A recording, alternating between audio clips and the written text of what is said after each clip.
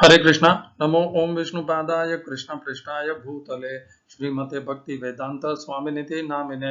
हरे कृष्ण कृष्ण कृष्ण हरे हरे, हरे Ram Ram Ram Hare Hare. Srila AC भक्ति वेदांत स्वामी प्रभुपाद की जय। आचार्य महात्मा गांधी जी की जय।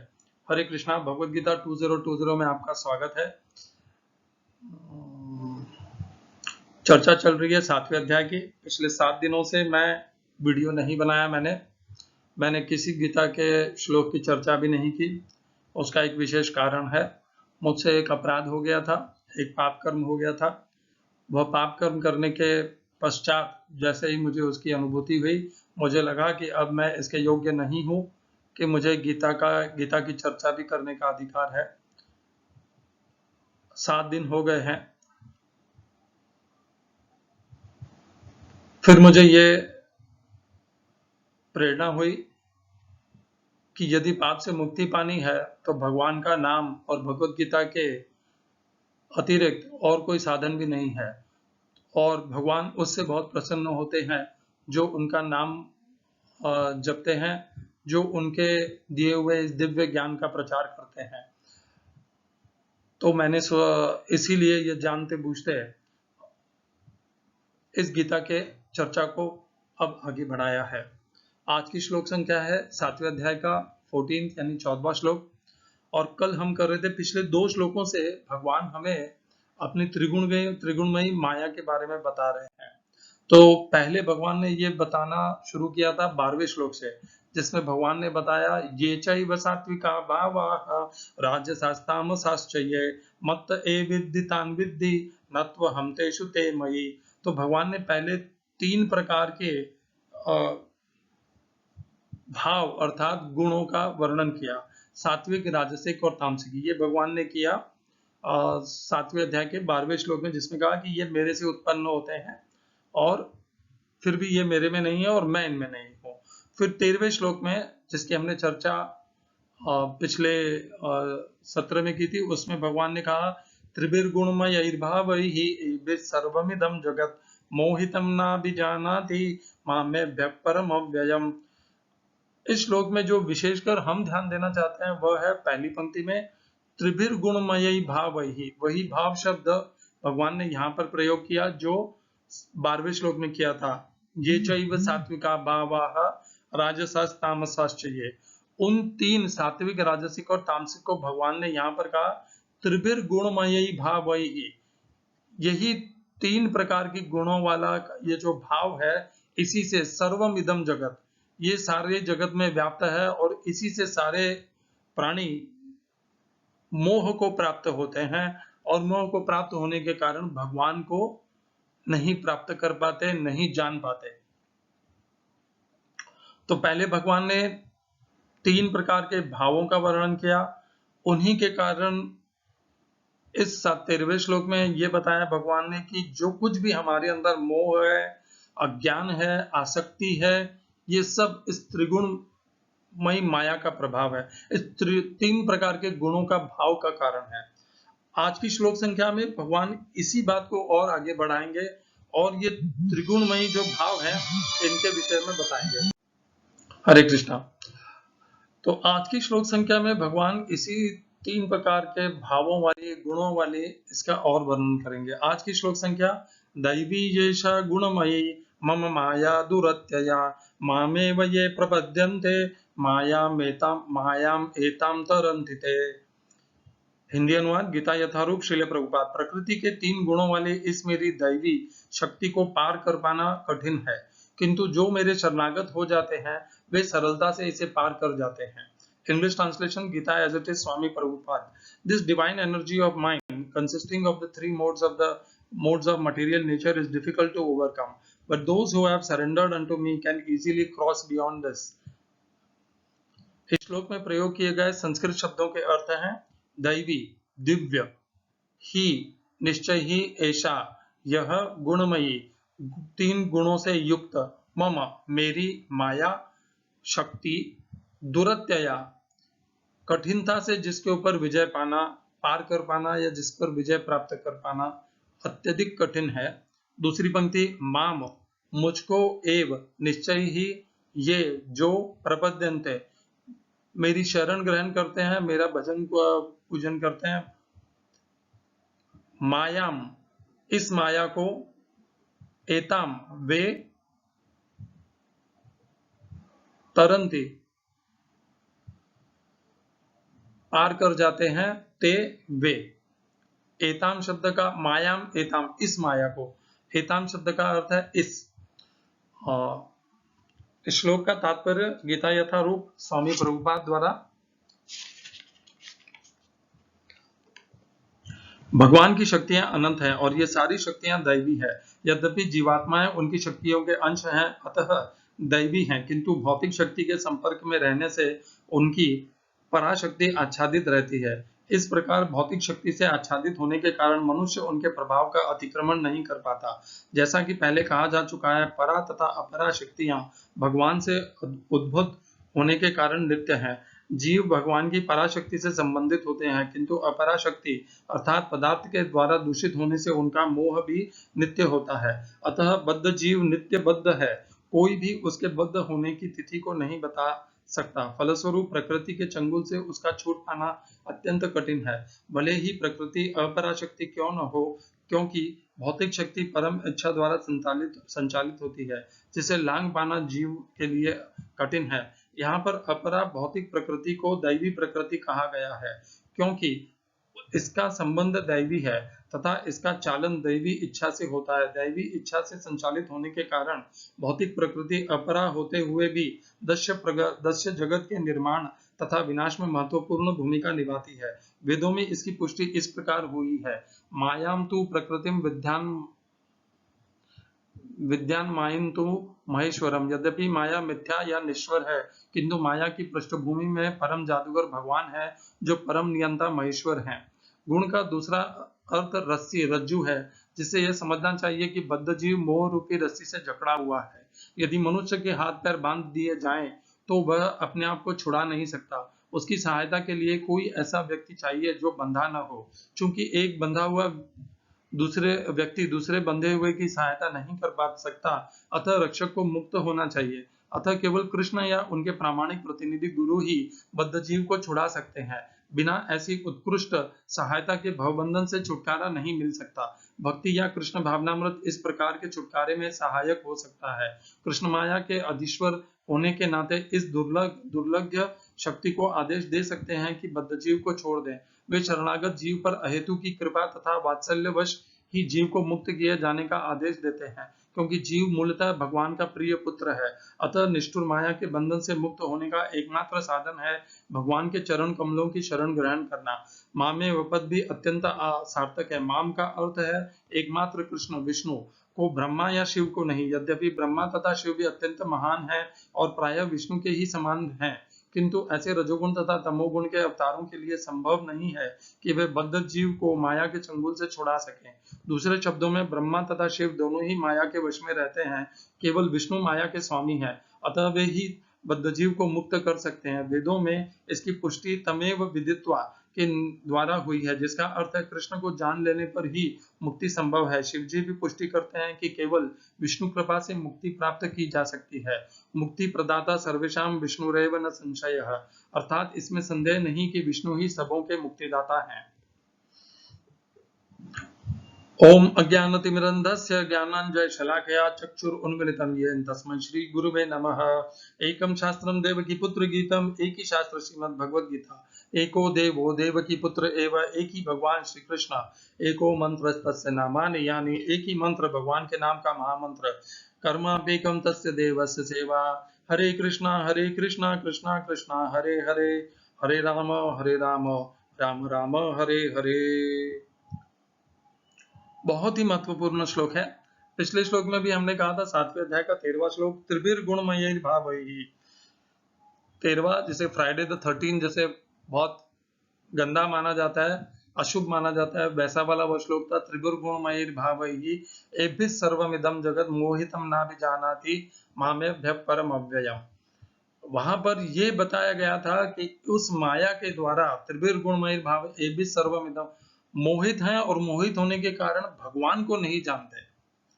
ये पिछले श्लोक में बताया गया था। और इस श्लोक में क्या कहते हैं, भगवान अब वो जो मोह के है उसके विषय में और विस्तार से बता रहे हैं। दैवी ये गुणमयी, ये जो मेरी माया है गुणमयी, गुण वाली माया जो है ये बहुत कठिन है इसको पार कर पाना। तो इस पिछले श्लोक में ही बता दिया था, त्रिभिर गुणमयी भावई एभि सर्व, कि ये जो 3 गुणों वाली माया है इसने पूरे संसार के जीवों को मोहित कर रखा है। और अब भगवान स्पष्ट कर दे रहे हैं कि ये जो दिव्य माया है इसको पार कर पाना, इसके परे जा पाना अत्यंत कठिन है। और दूसरी पंक्ति में उसको पार किस प्रकार जा सकते हैं उसका मार्ग बताया है भगवान ने, और वह केवल एक ही मार्ग है और कोई अन्य मार्ग भगवान ने नहीं बताया है पूरी भगवत गीता में। इसी श्लोक में भगवान ने वह मार्ग बताया है। भगवान अत्यंत कृपालु हैं, दयालु हैं। जहां पर उन्होंने इस माया की अद्भुत शक्ति को बताया है कि इसको पार कर जाना अत्यंत मुश्किल है, उसी के साथ में उसी श्लोक में जोड़ करके दूसरी पंक्ति में भगवान ने उसको पार जाने का मार्ग भी बता दिया। मामेव ये प्रपद्यन्ते, जो मेरी शरण में आते हैं, मेरा भजन पूजन कीर्तन करते हैं, मेरे मुझ में श्रद्धा रखते हैं, मेरे मार्ग बताए हुए मार्ग पर चलते हैं, माया मेताम तरंदिते, वे ही इस माया को तर पाते हैं। ये माया ना तो ब्रह्मा जी की है, न ये माया महादेव की है, न शंकर जी की है, ये माया भगवान श्री कृष्ण की है, 3 गुणों वाली है। इसका उल्लेख भगवत गीता में ही भगवान ने किया है। अपने आप को इस 3 प्रकार के भावों का उत्पत्ति करता भी बताया है भगवान ने, और इस माया को दैवी बताया है। देखिए 7वें अध्याय के 4थे श्लोक में भगवान ने अपरा शक्तियों का, अपरा प्रकृति का विस्तार बताया। भूमि आप अनल वायु खम मनो बुद्धि रेवच अहंकारमिति यम में भिन्ना प्रकृति रष्टदा। अपरेय, उसे अपरा प्रकृति का, अपरेय मितस्त्वन्याम प्रकृतिम प्रकृतिम विद्धि में पराम, और अब मेरी परा प्रकृति को जान। जीव भूता महाबाहो यजेदम धारयते जगत। तो प्रकृति बताई भगवान ने, अपनी अपरा प्रकृति बताई 7वें अध्याय के 4थे श्लोक में 8 प्रकार की, और 5वें श्लोक में एक परम प्रकृति बताई, वह है जीव। इस प्रकार अपरा और परा प्रकृति का वहां पर भगवान ने विस्तार हमें बता दिया था। इस श्लोक में भगवान पिछले 3 श्लोकों में अपनी गुणमयी माया का विस्तार बता रहे हैं। 12वें श्लोक से भगवान ने प्रारंभ किया था, ये चैव सात्विका भाव राजसास तामसाश्च मत्ते वित्ति तान विद्धि न त्वं तेषु ते मयि। जिस प्रकार अपरा और परा प्रकृति भगवान से उत्पन्न होती है, ये जो सात्विक राजसिक तामसिक गुण है ये उस अपरा और परा प्रकृति से भिन्न है, पूर्णतया भिन्न है। ना तो ये 3 प्रकार के जो भाव हैं, ना तो ये अपरा है न परा है, ये उससे भी भिन्न है, और ये सीधे सीधे स्वयं भगवान श्री कृष्ण से उत्पन्न होते हैं। 13वें श्लोक में भगवान ने कहा, त्रिभिर गुणमय भावैहि एभिः सर्वमिदं जगत मोहितम ना विजानाति मामे परम व्ययम्। देखिए भगवान ने 12वें श्लोक में कहा कि ये 3 प्रकार के भाव मुझसे ही उत्पन्न होते हैं, और भगवान से जो भाव उत्पन्न होते हैं वे उत्पन्न होके क्या करते हैं? भगवान से उत्पन्न होके ये समस्त जीवों को मोहित करके उन्हें भगवान से ही पृथक कर देते हैं। रचना किसकी? भगवान की। बनाया किसने? भगवान ने। उत्पत्ति किसने की? भगवान ने। और उसका प्रयोग क्या हुआ? उसका प्रयोग हुआ जीवों को मोहित करने के लिए। मोहित करके क्यों किया ऐसा? ताकि जीव भगवान को भूल जाएं और इस संसार में ही, इस मृत्युमय संसार, इस मृत्यु लोक में ही फंसे रह जाए। तो ये है भगवान का, इस माया का पूरा विस्तार। उत्पत्ति भी भगवान से है, उसका प्रयोजन है सारे जीवों को मोहित करना। मोहित करके क्या करना है? उन्हें भगवान से उनका संबंध विच्छेद करना है, भगवान से उनका संपर्क तोड़ देना है। और अब 14वें श्लोक में भगवान क्या बता रहे हैं? दैवी ही, दैवी अत्यंत दिव्य है। अपरा भी है, एक भगवान की प्रकृति परा भी है, परंतु ये उनसे भी दिव्य है। उन दोनों से दिव्य निश्चित ही होनी है। यदि दिव्य नहीं होती तो यह अपरा और परा प्रकृति को कैसे अपने नियंत्रण में रखती। देखिए, नियंत्रण में वो ही रख सकता है जो हमारे से ज्यादा शक्तिशाली हो, जिसका हमारे पर प्रभाव चलता हो, वही हमें नियंत्रण पे रख सकता है। पिता पुत्र को नियंत्रण में रख सकता है, अध्यापक शिष्य को, गुरु शिष्य को नियंत्रण में रख सकता है, राजा सेवक को नियंत्रण में रख सकता है। जो वरिष्ठ होता है वह अपने से नीचे के स्तर के वश में कर सकता है, उनके ऊपर अपना आदेश, उनको उन पर प्रतिबंध लगा सकता है। तो क्या जीव जो है ये भगवान की इस मायामयी त्रिगुणमयी शक्ति से नीचे हैं? जब तक वे बंधे हुए हैं तब तक नीचे हैं, अन्यथा वे परम है। जब तक जीव अज्ञान में है, मोह में है, अपने सत्य स्वरूप को नहीं पहचानता है, तब तक वह इस त्रिगुणमयी माया जो इस भूमंडल में है, जिसका विस्तार इस पूरे सारे दृष्ट जगत में है, ब्रह्मलोक तक जिसका प्रसार है, उससे उसके नियंत्रण में है। जैसे ही मनुष्य इसको पार कर जाता है, तब मनुष्य ने जैसे ही जीव इस त्रिगुणमयी माया को पार कर जाता है, अपने सत्य स्वरूप को पहचान लेता है, तब वह अपने परम भाव को प्राप्त कर लेता है, और तब वह इस त्रिगुणमयी माया से भी परम हो जाता है, अपने वास्तविक परम स्वरूप को प्राप्त कर लेता है।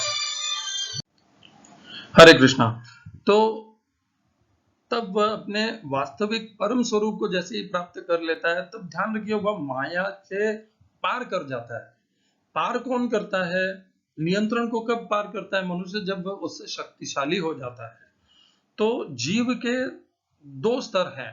जब वह माया से प्रभावित रहता है तब वह माया के निम्न रहता है, नीचे स्तर पर रहता है, और जैसे ही वह माया को पार कर जाता है, अपने परम भाव पे आ जाता है, परम स्वभाव में आ जाता है, तब वह माया के परे हो जाता है और माया से श्रेष्ठ भी हो जाता है। यही भगवान ने यहाँ पर भी कहा। भगवान ने ये भी बताया कि ये माया बांधने वाली है, ये मोहित करने वाली है, ये निबंधक के जैसे है, बांध लेने वाली है। और भगवान ने यह भी कहा कि जीव उससे पार भी कर सकता है। पार जब मनुष्य किसी के नियंत्रण को कब करता है? जब वह उससे श्रेष्ठ होता है या अब से श्रेष्ठता की तरफ जाने लगता है।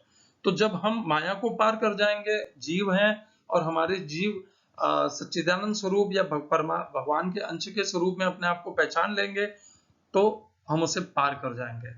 उसके लिए क्या करना है हमें? उसके लिए मामेव ये प्रपद्यन्ते, भगवान ने माम शब्द का प्रयोग किया है। भगवान श्री कृष्ण ने ये नहीं कहा कि आप जा करके ब्रह्मा जी की भक्ति कीजिए, ये नहीं कहा कि महादेव शंकर जी की भक्ति कीजिए, ये भी नहीं कहा कि विष्णु भगवान की भक्ति कीजिए। उन्होंने तो सीधे सीधे कहा माम, मेरी अर्थात भगवान श्री कृष्ण की भक्ति कीजिए। मामेव ये प्रपद्यन्ते, मेरी में श्रद्धा रखिए, मेरी शरण स्वीकार कीजिए, मुझे अपना ईश्वर मानिए, मेरी शरण में आइए। इस प्रकार यदि कोई जीव इस प्रकार जब चलता है, तभी जाकर के माया में ताम तरंति थे। जब तक आप भले कुंडलिनी योग को जागृत कर लीजिए, आप प्राणायाम में एकदम सुपर प्रशिक्षित हो जाइए, आप सारे अष्टांग योग आसनों को कर लीजिए, आप श्वास रोक लीजिए, पानी के अंदर बैठ जाइए, सब कुछ कर लीजिए, परंतु जब तक आप भगवान श्री कृष्ण के शरण में नहीं जाएंगे, तब तक आप इस माया को पार नहीं कर पाएंगे। सारी योग सिद्धियां हैं आपके पास में, आप अत्यंत शक्तिशाली हैं। जैसे रावण था, अत्यंत शक्तिशाली था, कंस अत्यंत शक्तिशाली था, तो बहुत से शक्तिशाली हुए हैं, परंतु वे माया को पार नहीं कर पाए। क्यों? क्योंकि माया को पार केवल तभी किया जा सकता है जब भगवान श्री कृष्ण की शरण हो। भगवान ने ये नहीं कहा मामेव ये प्रपद्यन्ते, भगवान ने ये नहीं कहा जब तुम शक्तिशाली हो जाओगे तब तुम इस माया को पार कर पाओगे। नहीं, भगवान ने ये नहीं कहा जब तुम बहुत धनवान हो जाओगे तब इसको पार कर पाओ। जब ये भी नहीं कहा, भगवान ने ये भी नहीं कहा जब तुम बहुत बुद्धिमान हो जाओगे तब इसे पार कर लोगे। हरे कृष्णा। आप कितने भी बुद्धिमान हो जाइए तो भी आप पार नहीं कर पाएंगे, पार करने के लिए बहुत सरल विधि है। क्या है? आपको विनम्रता पूर्वक भगवान श्री कृष्ण की शरण ग्रहण करनी है। अपने आप को, जैसे महाभारत में भी ऐसा एक वर्णन आता है, नारायण अस्त्र जब चलाता है अश्वत्थामा, तब भीम नारायण अस्त्र को से युद्ध करने की इच्छा करते हैं कि मैं शस्त्र नहीं छोड़ूंगा क्योंकि मैं क्षत्रिय हूं। तो भगवान के तो शरण में जाना होता है। जैसे नारायण अस्त्र के शरण में जाने से नारायण अस्त्र ने पांडवों की सेना का कुछ भी नहीं अहित किया। उसी प्रकार जिस प्रकार शरण में नारायण अस्त्र के गए थे, उसी प्रकार शरण में जाना है भगवान श्री कृष्ण के। और जो भगवान श्री कृष्ण की शरण में चले जाते हैं, मामेव ये प्रपद्यन्ते, वो मायाम एताम तरन्ति, वे इस त्रिगुणमयी माया को पार कर जाते हैं और कोई साधन नहीं है। भगवान ने ये नहीं कहा कि तुम अपनी कुंडलिनी शक्ति जागृत करो, भगवान ने ये भी नहीं कहा कि तुम अष्टांग योग करो, 8 प्रकार के आसन करो, भगवान ने ये भी नहीं कहा कि तुम प्राणायाम करो, उससे तुम तर जाओगे। भगवान ने बहुत स्पष्ट कहा, मेरी शरण में आओ, मुझे अपना, मेरी शरण में आना अर्थात मुझे ईश्वर समझना, मेरी शरण में आओ, मेरी भक्ति करो, मेरे लिए कर्म करो, तब तुम इससे छूटोगे और कोई मार्ग नहीं है। आपको जो भी योग के विषय में आचार्य, गुरु, संस्था ज्ञान दे रहे हैं, यदि वे आपको ये नहीं बता रहे कि इस संसार से, इस माया से छूटने का केवल एकमात्र साधन एक ही है और वह है भगवान श्री कृष्ण की शरण ग्रहण करना, तब तक उन्हें स्वयं को भी नहीं पता कि क्या मार्ग है। वे स्वयं उस मार्ग पर विश्वास नहीं करते और वे आपको भी इस मार्ग में नहीं ले जा पाएंगे और आप भी इस माया को नहीं तर पाएंगे।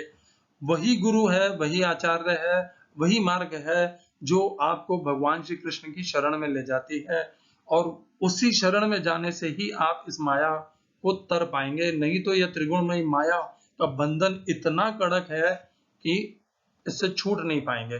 तो देखिए, ये त्रिगुणमयी माया किसकी बनाई हुई है, ये किससे उत्पन्न हुई है? भगवान श्री कृष्ण से। तो इस माया का स्वामी कौन है? इस माया का स्वामी है भगवान श्री कृष्ण। तो जो स्वामी होता है वही, जैसे मान लीजिए राज्य का प्रधानमंत्री है, तो प्रधानमंत्री, और आप अगर पुलिस के द्वारा, आप पुलिस ने आपको पकड़ लिया है कि आपने कोई अपराध किया है, तो आपको क्षमा कौन दे सकता है?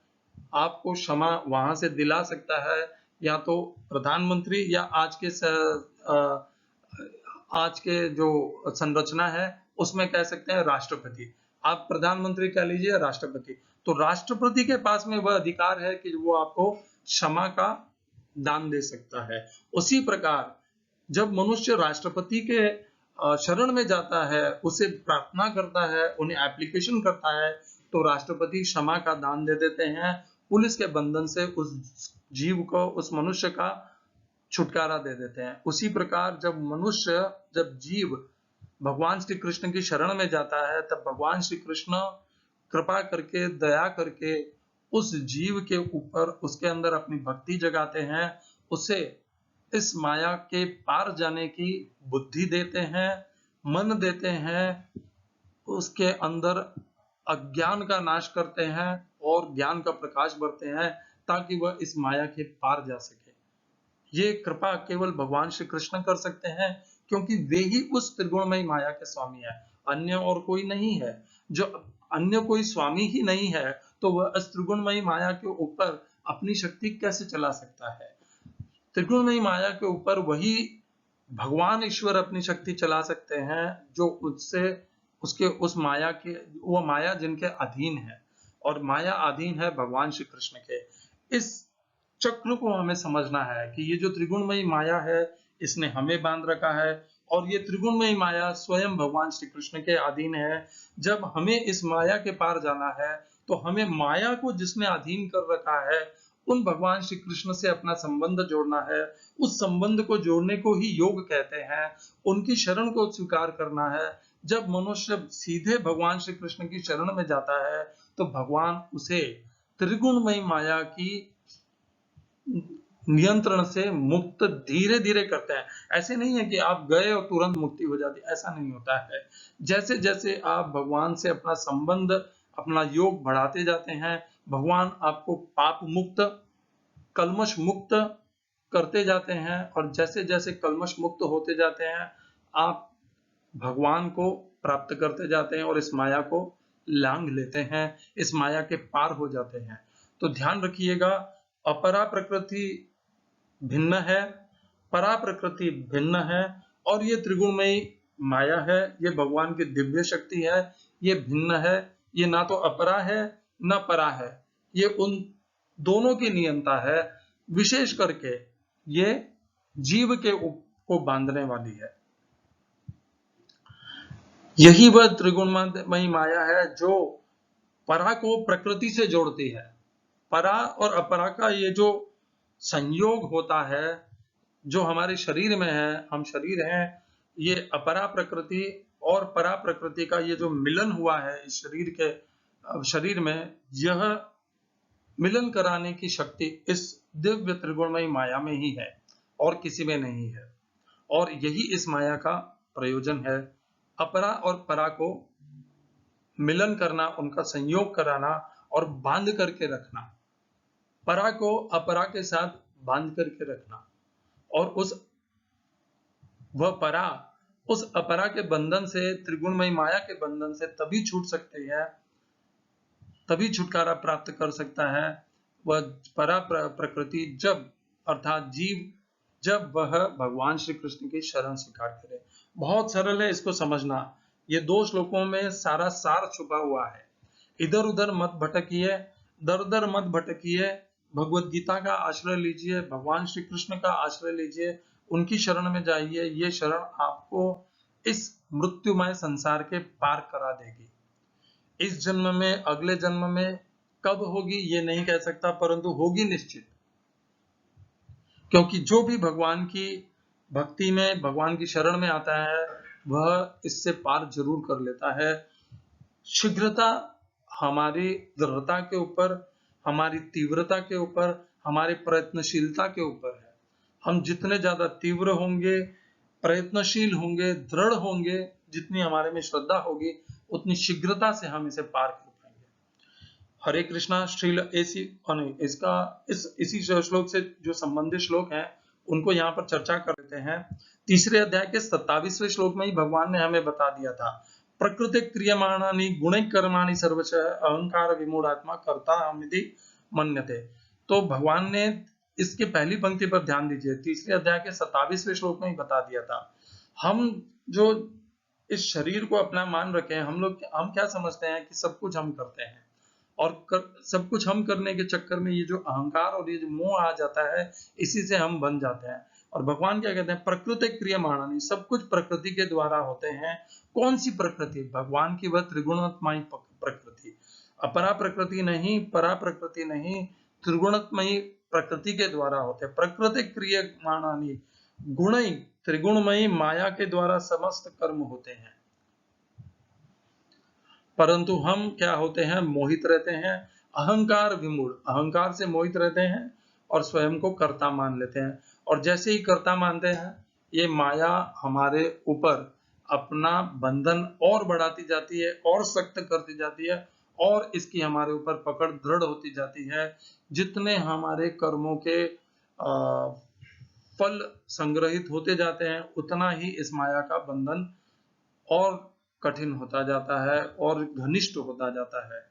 यदि इसे छूटना है, इसके बंधनों को कमजोर करना है, तो कर्मों के फलों को कम करना होगा, उसके संग्रह को छिन्न भिन्न करना होगा, संग्रह को शून्य करना होगा। जब मनुष्य कर्मों के संग्रह से शून्य हो जाता है, कर्म के संग्रहों को और नहीं बढ़ाता है, तब वह इस माया के बंधन को लांघ जाता है।